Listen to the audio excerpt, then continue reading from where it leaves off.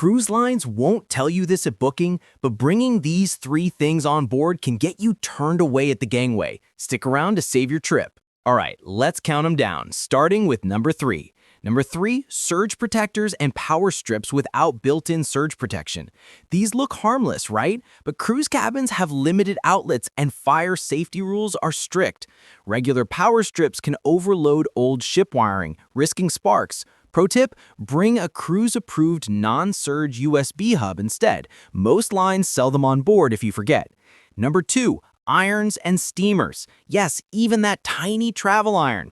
Cruise ships ban anything that generates open heat because laundry rooms are packed with flammable fabrics. One spark and it's chaos.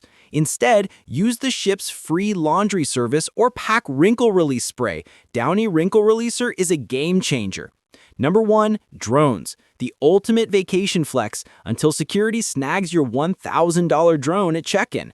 Ports ban them for privacy, think pool deck selfies, and safety near helicopters.